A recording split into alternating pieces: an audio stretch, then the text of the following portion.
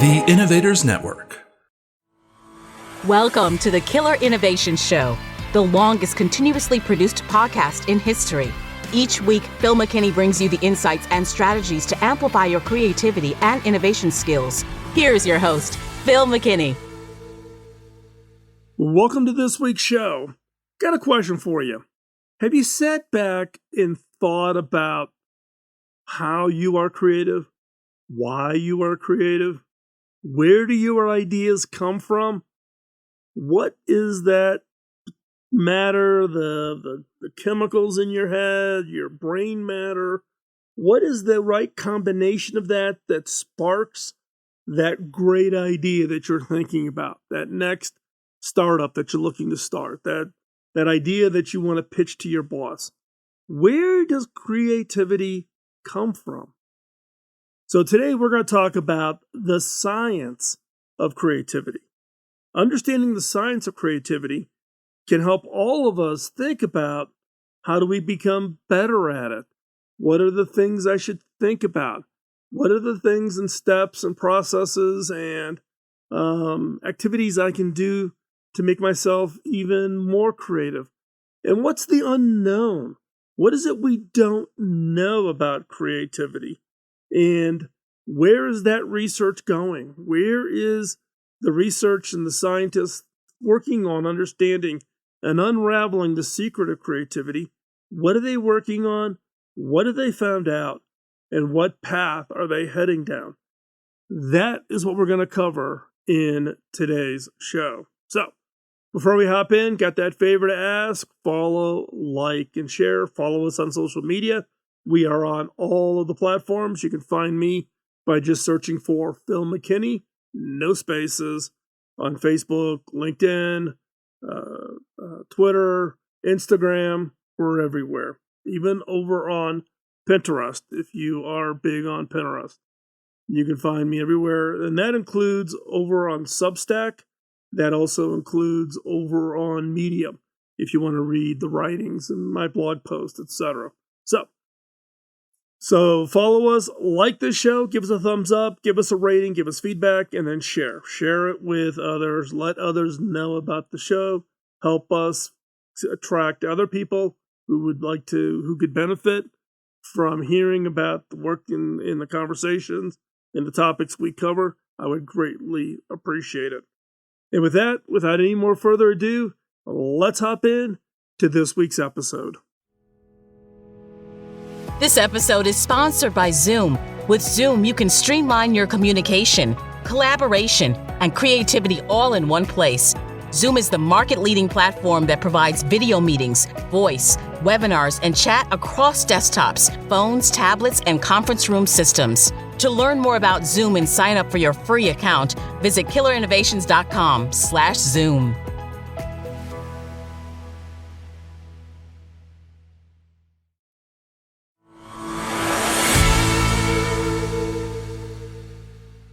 Creativity is a complex and multifaceted phenomenon.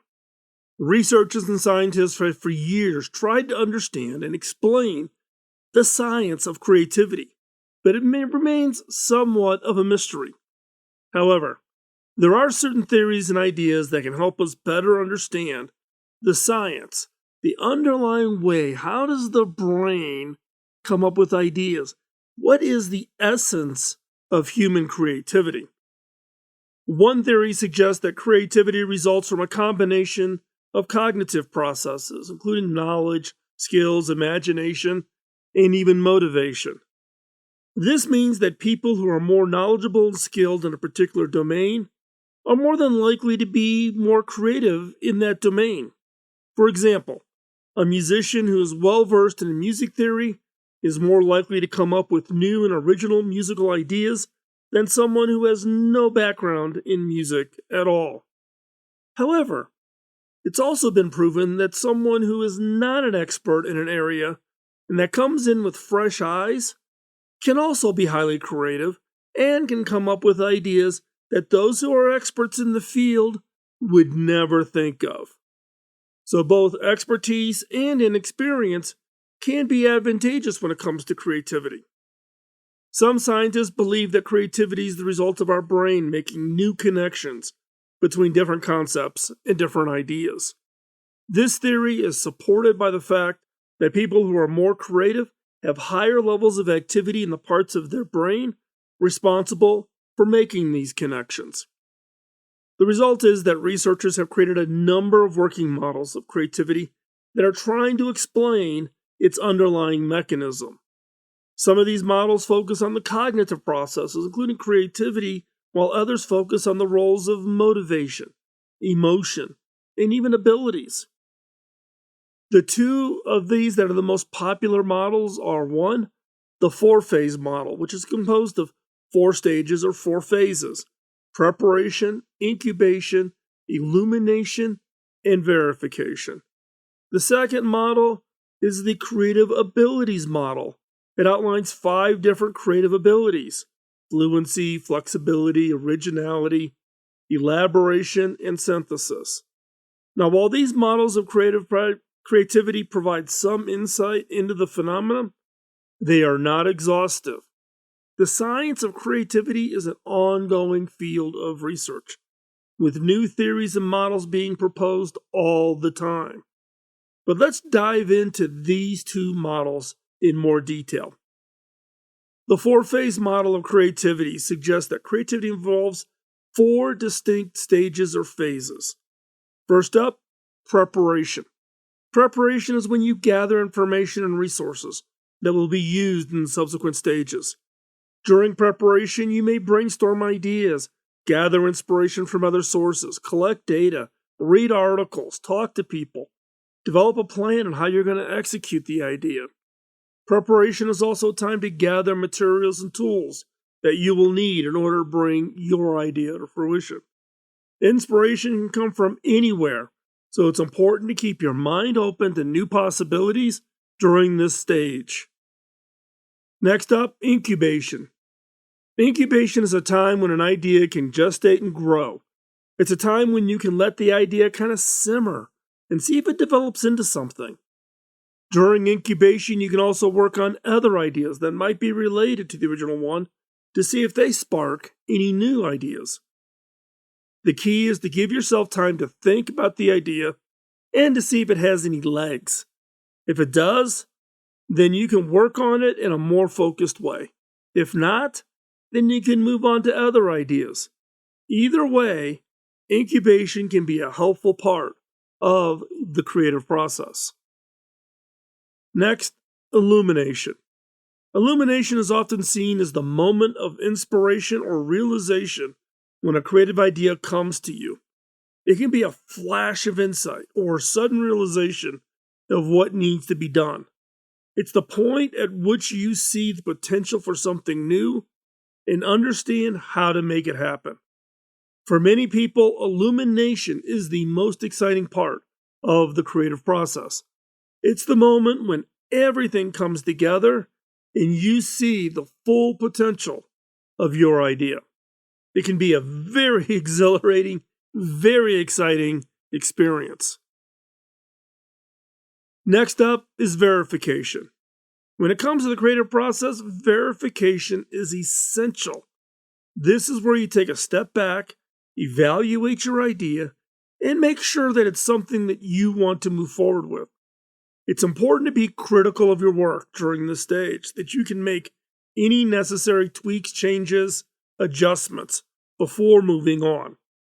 This is the time to ask yourself if your idea is something that you are truly passionate about and if something that you think others will be interested in. Once you verify that your idea is worth pursuing, you can move on to that next stage of the creative process with confidence. The second model I want to talk about is the creative abilities model. This model is a framework that was developed to help explain what some scientists, what some researchers think of as the creative process. This model comprises of 5 elements, or abilities: fluency, flexibility, originality, elaboration, and synthesis. Each of these elements play a role in the creative process, and it's essential. So let's start off with fluency. In case of what I've talked about in the past, I typically use the word ideation. This is the ability to produce a lot of ideas in a short period of time. This can be both a good thing and it can be a bad thing, as it can lead to a lot of ideas that are not very good. But it also means that more ideas are being generated, which can lead to even better ideas. Fluency is important in the creative process because it allows for a lot of exploration and experimentation. It is also one of the easier abilities to measure, to know how good you are at it, as it simply requires counting the number of ideas that you can produce. Second up, flexibility. Flexibility allows people to adapt to new situations, changing environments. Being flexible means being open to new ideas and ways of doing things. This can be helpful in both your personal and your professional life. For example, if you're open to new ideas, you may be more likely to come up with creative solutions to a problem. And if you're flexible in your work, you might be able to adjust to changes in your industry or even in your workplace. While some people are naturally more flexible than others, anyone can learn to be more flexible. And here's a few tips that I'd like to discuss about how to be more flexible. When I run workshops, typically those people that are most resistant or feel like they can't contribute to the innovation activities within the organization are those that are a little bit stiff, more rigid, less flexible. So, how can you learn to be more flexible? Be open to new ideas. Don't dismiss them. Don't say, oh, we tried that before. Do not be an antibody. Do not become an innovation critic. Number 2 is try new things and don't be afraid to fail. I would encourage teams to go off and do team building exercises. Do crazy stuff. Karaoke. Whenever I go to Japan, companies that I meet with there always want to take me to do karaoke. Now, I am not a fan of karaoke at all, but it requires that I have to get out of my comfort zone. I do not have a singing voice at all, but getting up on stage and being uncomfortable and knowing that I'm going to fall flat on my face in front of a whole bar, restaurant, whatever that we're doing karaoke at is it reminds me to try and keep trying. Number 3 ways to become more flexible is be willing to change your plans if something isn't working out. Don't get locked in. Don't fall so in love with the idea that you're not willing to abandon it. You're not willing to kill it. Or you're not willing to pivot and change that idea depending on what it is and where you want to go. Number 4 is listen to others and consider their perspectives. Don't just rely on your thoughts or, wow, I think this is a really good idea. When I was CTO at HP, we were in a product review. This team presented this product idea to us. And when I pointed out that the product was far too complex, the answer that I got from that engineering team was, but we would use it. We like that idea. I reminded them that meant that they were designing a product that could only be used by the 47,000 engineers employed at that time at Hewlett Packard. That is not a product. So listen to others, consider their perspectives, and even search out and get perspectives from the non-experts. And last but not least, communicate openly. Be transparent on your idea and what you're working on, and be respectful of others.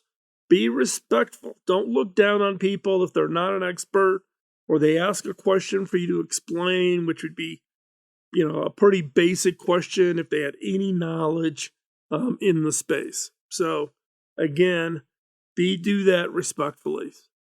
And I just want to reinforce flexibility.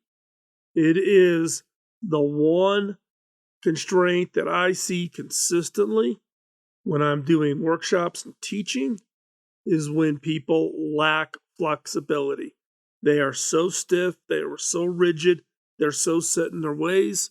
If there's one area of abilities that I would encourage everybody to work on, is flexibility. Next up, originality. We often think creativity as being equal to or synonymous with something original, being an original idea. However, that is not always the case.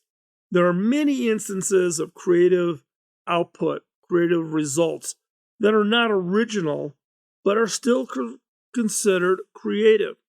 This is because creativity is not only about coming up with new ideas, but it's also about putting those ideas into action. It could be combining old items together to solve a problem in a unique and different way. It is this combination of originality and implementation that makes something creative. Now, there are several ways to measure originality. One common method is to look at the number of times an idea has been used before. Is this a similar idea that's been tried and maybe being used to solve a different problem? This can be done by looking at how many patents have been filed for a particular idea, or how many times a particular concept has been used in other works. Another way to measure originality is to look at the novelty of the idea. Now, this can be done by looking at how different an idea is from other ideas already exist. However, do not constrain creativity that something has to be new and novel, or it has to be something that is so disruptive. Creativity can be applied to a wide range of things, even existing things, even something as simple as an internal business process. So again, look at this approach of novelty or originality and be open to taking a look at creativity in a much broader definition. And again, when you think about it from your brain's perspective, we tend to self-filter. We tend to become so focused on what we think creativity is. Be open. Let your brain, let your creativity find it in some of the most unlikely places. Next up on the ability is elaboration. Now, elaboration is this ability to take that original idea and expand upon it, developing it into a more comprehensive, maybe more complex, or in some cases, a radically simplified idea or concept. This ability is essential for creativity as it allows ideas to be further refined and improved upon. Now, the example I give here is Walt Disney. Walt had this saying whenever the writers and developers of new animated films or when Disneyland was being developed, writers and animators and Imagineers, the engineers that developed Disneyland, would come together and they would be pitching Walt an idea. Walt would look at it and his immediate reaction was, hey, great idea. Can you plus it? Can you plus it? Can you make it 2 times better, 5 times better, 10 times better? Let's think about how would we make this ride at Disneyland 5 times better? How would we make this animation 20 times better? Something that's never been done in a film before, right? This elaboration, this ability to build upon an idea and make it so much better is absolutely critical. Without this elaboration, ideas would remain fairly simplistic and undeveloped and really limiting the potential because until we're pushed, we tend to stop moving forward with an idea once we verbalize it. When you get that pushback that says, great idea, but how do we plus it? That is when the really great, the really big step up on that idea can come in play. In my experience, I see elaboration as the key difference between a good idea and a great idea. And by taking the time to expand upon that initial concept, going deeper, putting in more detail, it leads to a more well-rounded, more impactful final product. Therefore, many creative thinkers stress the importance of not rushing things like the brainstorming process, but taking the time to explore all of the possible avenues on an idea and how that would come out. Can you take two items in the brainstorm and mush them together and come up with an even better idea? Now, while some people may be naturally more inclined towards elaboration than others, it's a skill that can be developed. You can practice it, and you can be quite good at it. The last of the abilities is synthesis. Synthesis is the ability to take ideas and concepts from different sources and combine them into new creation. This can be done literally by combining different objects or ideas to create something new, and metaphorically by combining different concepts to create an entirely new idea. This mashup of activities, this ability to take two ideas, mush them together, and turn that into a product, a service, an experience, or a capability that is fundamentally new, that is fundamentally different. Now, again, these are just two models around the science of creativity. The researchers, the neuroscientists, the philosophers, everybody that's working in trying to understand really the underlying science of creativity are constantly coming up with new models. Literally, there are hundreds of them. I just picked two to cover in today's discussion. Now, why is there so much work going on in trying to understand what it is around creativity, this science of creativity? Well, one of the big drivers is artificial intelligence. There is a drive in a major way going on at universities and in government research centers and contractors and suppliers looking at, can AI become as creative as humans? Will AI step in and replace human creativity? Now, I've talked about this before, but I wanted to bring it back up again because it applies specifically to what is driving the research agenda in the research community and scientists today. Now, some people believe that artificial intelligence could eventually become, quote, creative, end quote. However, there's no consensus on what exactly creativity is. So it is difficult to say whether AI could ever truly be creative. There are several different theories of creativity, but one common element is this idea of novelty. To be creative, an idea or solution must differ from what has come before. Therefore, some people believe that AI, which can rapidly generate new ideas, could eventually become creative. However, on the flip side, some experts believe that creativity requires intuition to understand that human condition, something that AI is not capable of. For example, this idea of this intuition of understanding the human condition.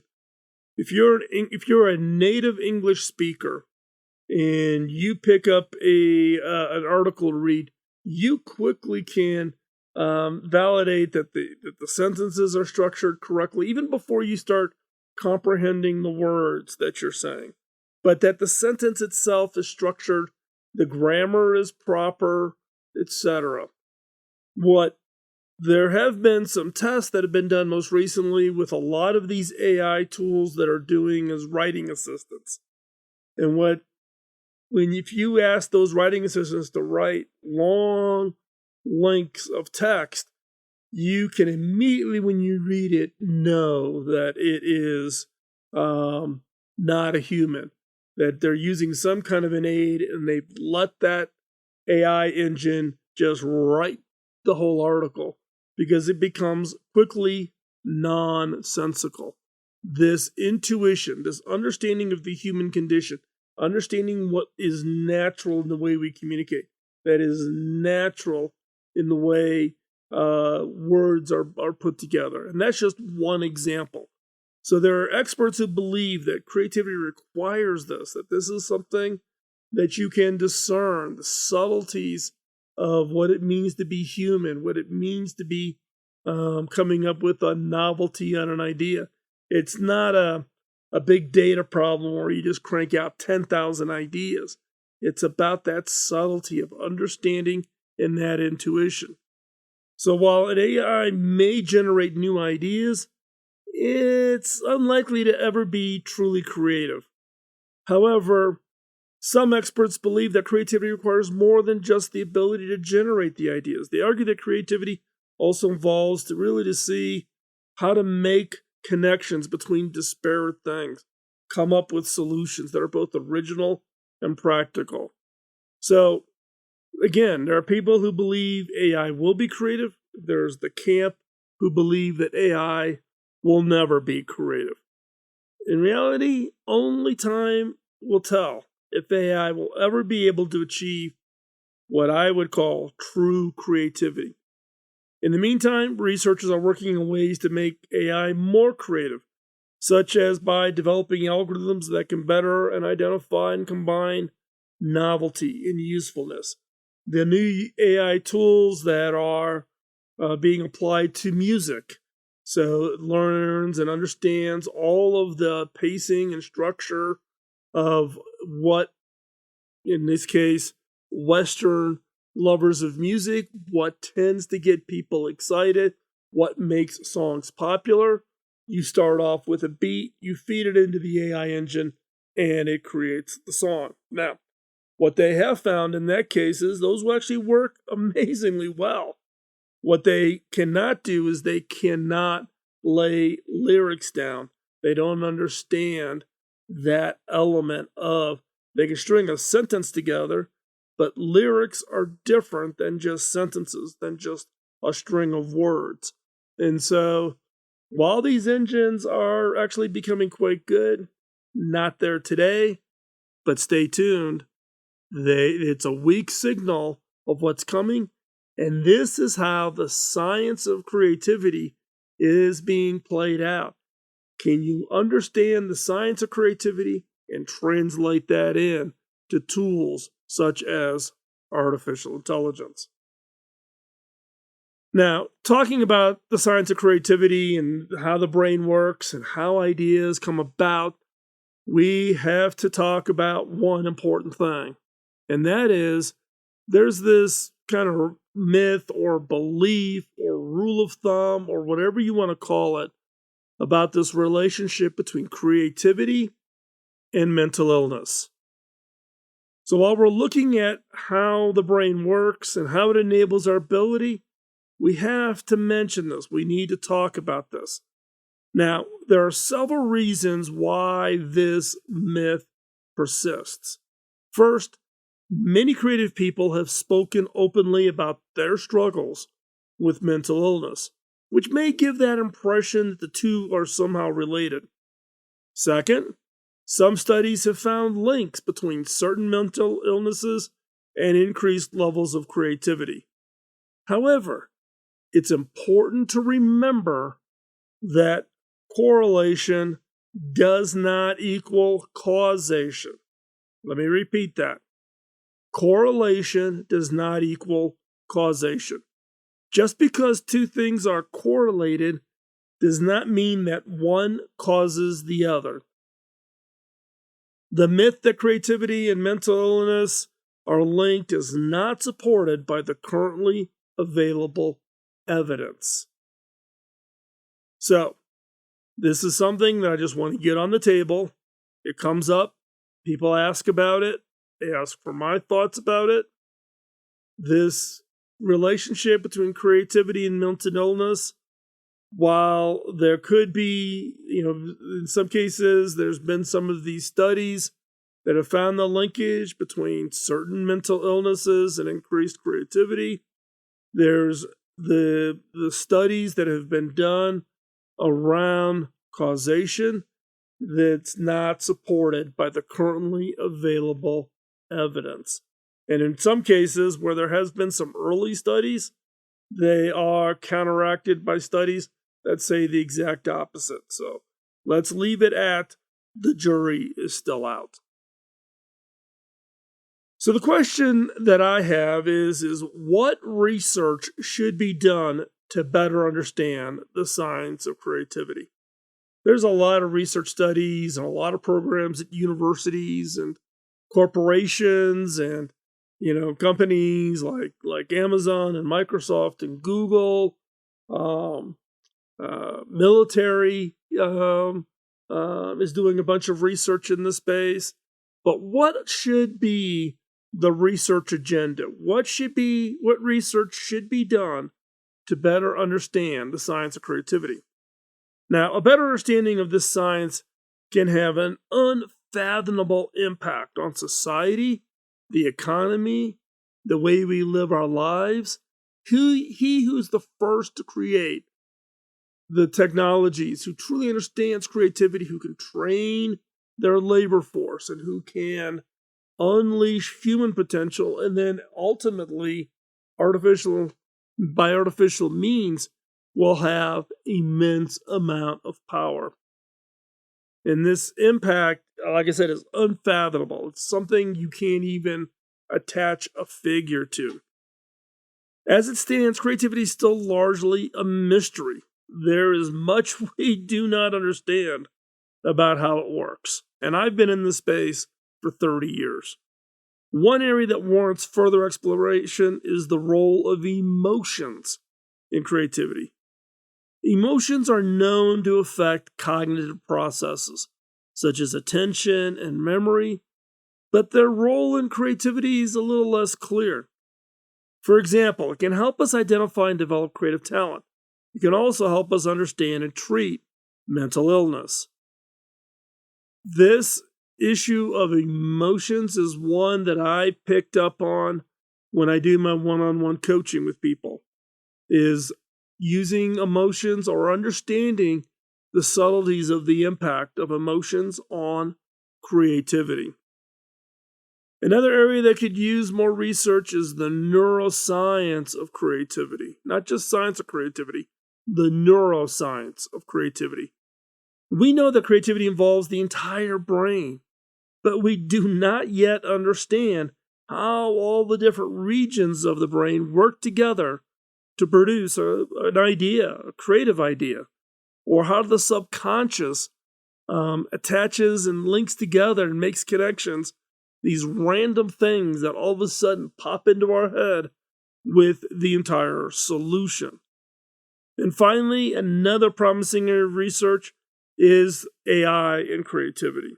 Now, in this case, it is, can you test the models of creativity through AI to discern what works and what doesn't work?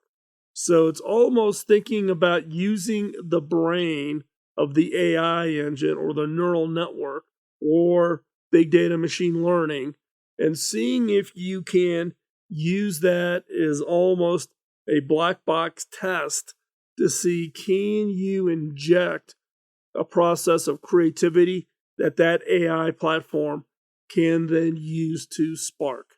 So I think that's an interesting opportunity. Think of it as the mental model of creativity as a digital twin of humans.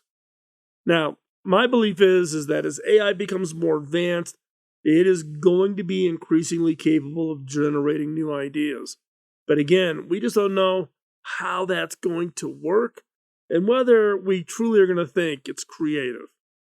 So, to sum up what we've talked about today, there is still much we do not understand about the science of creativity. However, continued research in this area could have a huge profound impact on all of our lives.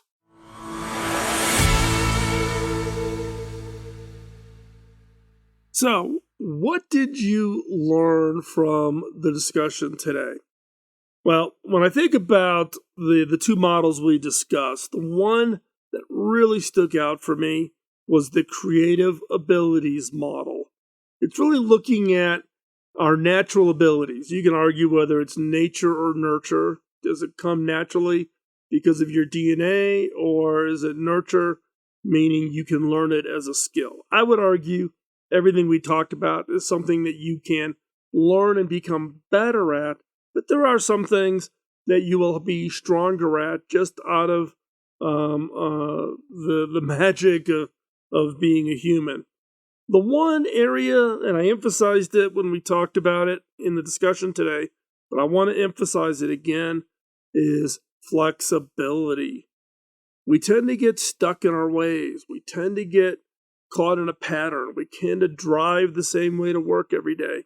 We tend to think about solving the problems the same way. We become stiff. We become rigid. We lack flexibility. And as I was working on today's show and writing the script and doing my research, this one really stuck out because when I think back to all of the workshops that I teach, all of the webinars that I do online, all of the coaching and mentoring that I do to teams and organizations around the world, the one, and I be quite honest, I never really put my finger on describing the issue until I did this research for today's show, and that is flexibility, or the lack thereof of flexibility. People being stiff, not being open to new and changing things, being flexible around ideas, not getting locked in, not falling in love with whatever the thing they're working on is. So, my encouragement is go back, listen, hop on over to killerinnovations.com to get the show notes for today's show. But remind yourself, maybe print this out, stick it next to your monitor, stick it on the wall of your cube. Remind yourself about all the things we talked about today, because all of these things can help you, one, understand and appreciate your own natural ability to be creative, but also help you practice and become more proficient and take what you have naturally and take it to the next level.